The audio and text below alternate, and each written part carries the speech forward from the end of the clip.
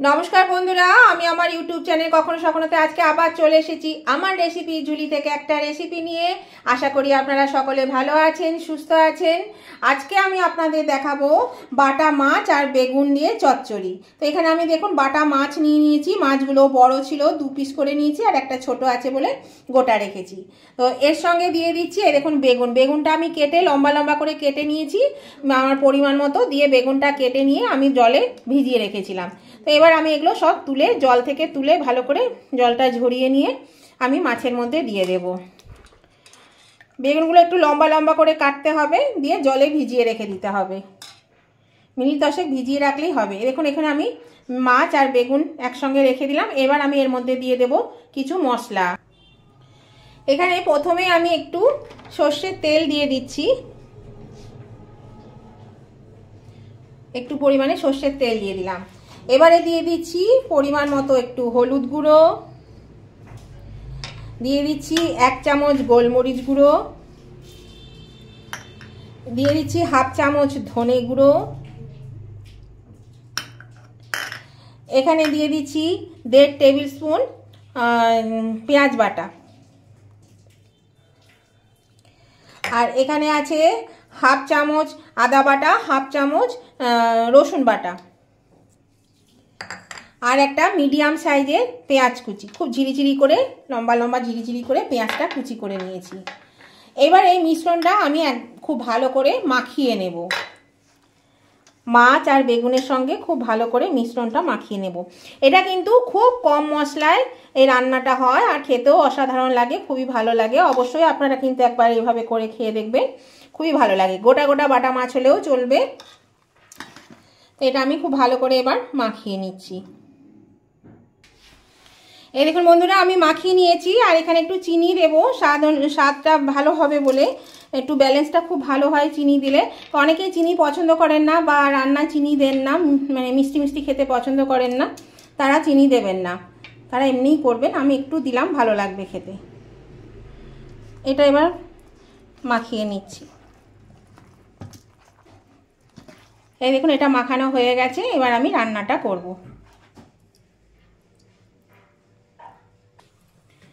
এই দেখুন বন্ধুরা, আমি একটা কড়া বসিয়ে দিয়েছি গ্যাসে, কড়াতে তেল দিয়ে দিয়েছি। এবার আমি এই মাখিয়ে রাখা মাছ বেগুনটা এর মধ্যে ঢেলে দেব। এটা কিন্তু কোনো ফোড়নের কোনো প্রয়োজন নেই, শুধু এগুলো মাখিয়ে দিয়ে দিলেই হয়ে যাবে।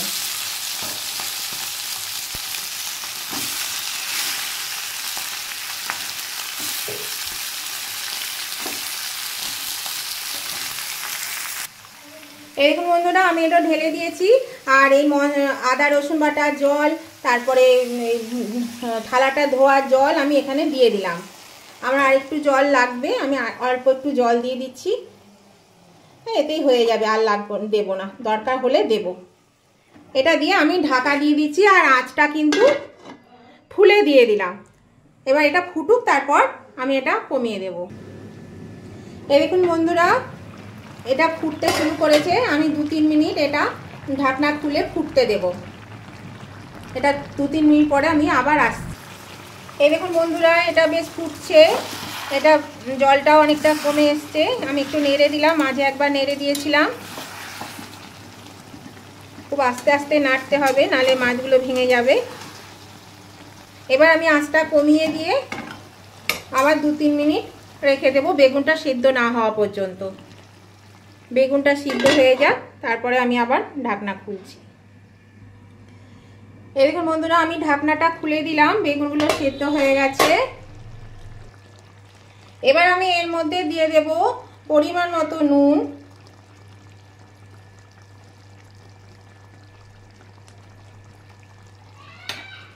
এখানে 3টে বড় বড় কাঁচা লঙ্কাকে চিড়ে নিয়েছি, মানে ফাটিয়ে নিয়েছি, দিয়ে দিলাম। আর এখানে কিছুটা ধনে পাতা দিয়ে দিচ্ছি। এবার আমি এটা ভালো করে নেড়ে নেব। দেখুন এটা হয়ে গেছে, বেগুন দেখুন সেদ্ধ হয়ে গেছে একদম। এটা কিন্তু মাখা মাখা হবে, একদমই মাখা মাখা হবে। এই যে খুব আস্তে করে নাড়তে হবে, যে মাছ ভেঙে যাচ্ছে,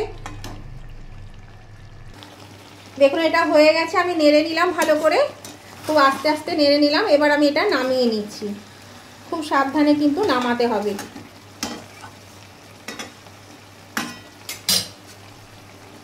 গ্যাসটা অফ করে দিলাম।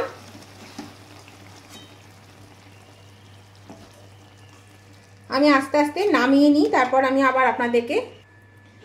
এই দেখুন বন্ধুরা, আমি নামিয়ে নিয়েছি, এটা হয়ে গেছে। আর এটা খেতে কিন্তু খুবই সুন্দর হয়, আপনারাও একবার করে খেয়ে দেখবেন যদি না খেয়ে থাকেন। আর নতুন বন্ধু যারা আমার চ্যানেলটা এখনও সাবস্ক্রাইব করেননি অথচ আমার ভিডিওগুলো আপনারা রোজ দেখেন, তাদের কাছে আমার অনুরোধ অবশ্যই কিন্তু আমার চ্যানেলটা সাবস্ক্রাইব করে আমার পাশে থাকবেন।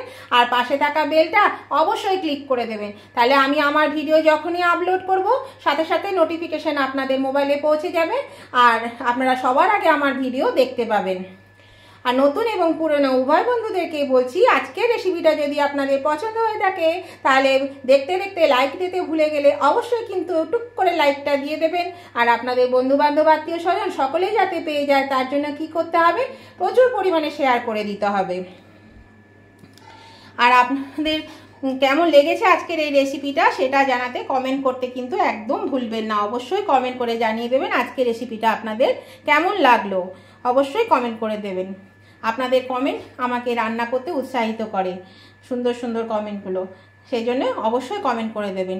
তো আজকের মতন আমি ভিডিওটা এখানেই শেষ করছি, আবার আমি নতুন ধরনের ভিডিও নিয়ে আপনাদের কাছে চলে আসবো।